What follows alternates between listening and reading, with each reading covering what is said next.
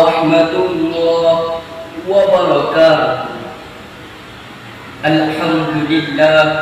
Alhamdulillahi wa kafa, wassalatu wassalamu ala sayyidina Muhammadinil Mustafa wa ala alihi wa ashabihi ahli sidqi wal wafa.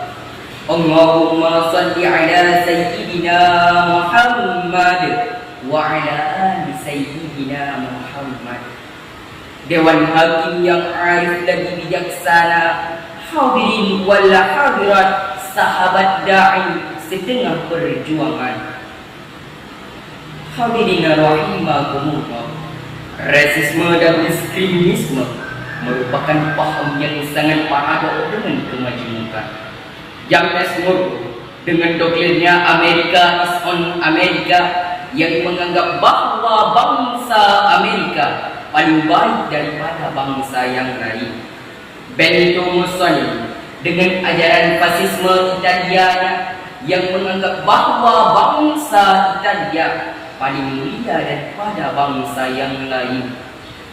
Hirohito pun dengan fasisme Jepangnya yang mencetus bahwa bangsa Jepanglah yang pantas memimpin dunia. Alhasil hadirin, paham-paham tersebut tidak menghargai yang namanya kemajuan.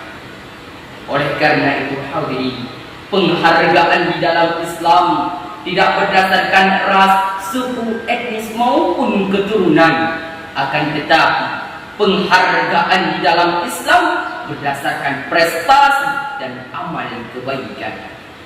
Oleh karena itu pun pada kesempatan kali ini izinkanlah saya Muhammad Zulfan untuk menyampaikan satu pidato saya yang bertema Nurturing Diversity in Unity, merawat keberagaman dalam persatuan.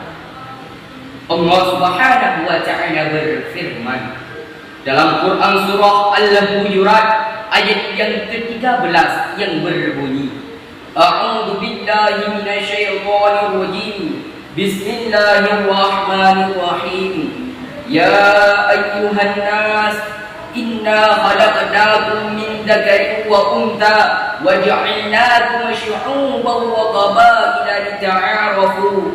Inna akramakum 'indallahi atqakum. Innallaha 'alimun khabir. Hadirin ma'asyiral muslimin wal muslimat rahimakumullah. Menurut Ibnu As-Sakir dalam kitab Muhammad bersumber dari Abu Bakar bin Abu Daud bahwa ayat ini berkenaan dengan keinginannya Rasulullah sallallahu alaihi wasallam untuk menikahkan Abi Hindin dengan seorang puteri di kalangan Baidah. Pada saat itu hadirin, Bani Baidah mendekati Rasulullah dengan sinis berkata, "Ya Rasulullah, wahai Rasulullah, apakah engkau benar ingin menikahkan Abi Hindin dengan seorang puteri di kalangan kami?" Rasul pada saat itu belum sempat menjawab. Lalu datang bestinya malaikat Jibril menyampaikan Quran surah Al-Hujurat ayat yang ke-13 yang diawali dengan kalimat Ya ayyuhan nas.